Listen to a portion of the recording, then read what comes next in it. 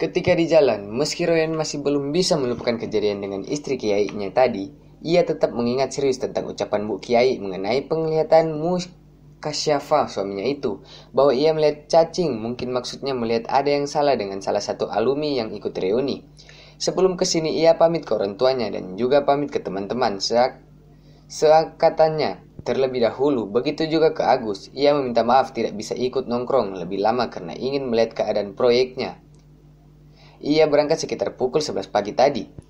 Sedangkan di hotel, Ustazah Laila sudah mengganti baju reuni tadi dengan kaos santai. Suaminya bilang mereka akan berangkat ke Awi Bin malam nanti. Kemudian saat berdiri di depan lemari, Pak Kiai bilang, apa Abah harus menyuruh Rohyan meningkatkannya? Nyai Laila tersenyum. Bakat apa sih, Bah? Tanya Laila lagi memastikan yang dimiliki anak itu. Bakat tertentu. Abang gak bisa ngebaca pikirannya. Kalau dilatih, dia bisa lebih hebat dari Abah. Ucap Laila pelan sampai di kampus Ustazah Ipa sudah sangat sore. Waktu sudah menunjukkan pukul 5 sore, namun tanpa pengetahuan Ustadz Junet, Royan menghubungi Ustazah Ipa bahwa ia akan datang ke kampusnya nanti. Ustazah Ipa kaget sebetulnya, kaget juga sedikit lucu. Padahal Andi sudah sedikit kapok mendekatinya setelah sampai di mobil dan tersenyum tertawa karena tahu bahwa pemuda ini disuruh oleh suaminya. Ipa mengirim pesan untuk Ustadz. Abi, Umi ada tugas sampai jam. Ustazah mengetik, tahu nggak? Karena udah sore. Tadi malah Andi yang mau nganterin Umi. Bilang nggak tega ngeliat Umi pulang sendirian. Soalnya Ustazah Anis udah pulang duluan. Berani dia, Bi. Ia kirim pesan itu. Buru-buru suaminya menelepon. Ustazah Ipa mengangkat jari telunjuknya. Ia seperti sedang bermain-main dengan suaminya. Itu kan tadi, Bi. Sekarang ada Royan yang datang untung ada Royan. Ini ada Umi sama Royan sekarang. Ucapnya terdengar mulai khawatir lagi. Dengan jenis yang berbeda. Loh, bukannya Royan kesini disuruh Abi juga? Iya sih, tapi Umi jangan pulang sama Royan. Tapi Abi katanya yang nyuruh Royan. Iya, tapi jangan pulang sama Royan. Halo, Abi? HP-nya lobet, sinyal putus. Halo. Padahal ia mematikan HP-nya tak menjawab pertanyaan suaminya yang terakhir dan putus. Ustazah tersenyum karena Royan saat HP itu mati. Dia tahu Roy cuma lihat Ustazah cuma pakai. Iya, Ustazah juga tahu. Ditambahin ini, dia pasti khawatir. Biarin, ucap cuek cekikikan sambil lihat HP. Ia menaruh HP-nya.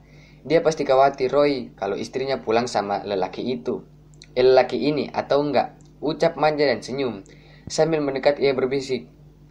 Soalnya istrinya udah dilihat lelaki ini. Sebagai suami khawatir. Tiba-tiba ada yang bangun. Gimana reuni? Tanya Ustazah.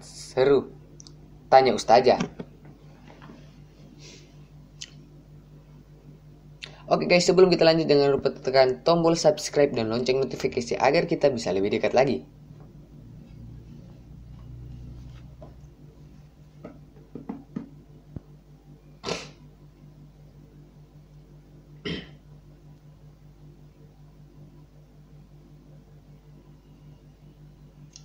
Ustadz Junet sudah pulang bersama rombongan kiai sekitar pukul 11 malam. Karena mereka memutuskan untuk pulang sore itu, ia terlihat lelah, namun setelah melihat istrinya akhirnya ia merasa lega. Ustazah Ipa memakai baby doll malam itu.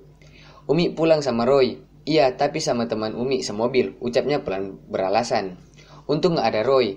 Kalau gak ada, Umi udah dianjak Andi, ucapnya lagi. Tak lama mereka langsung tidur karena capek. Bahkan buat Ustazah, ia sangat lelah sekali hari ini karena setelah pulang tadi.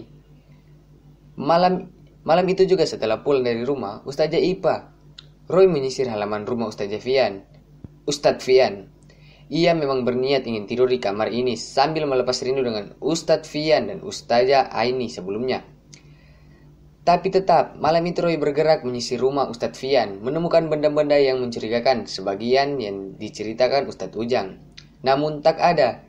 Ia hanya menemukan bekas benda yang dibakar kemarin oleh Abah Basri.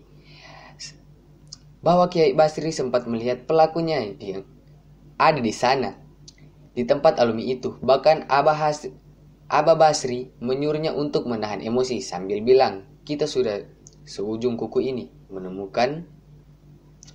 Tapi yang paling Roy ingat adalah istri Kai itu.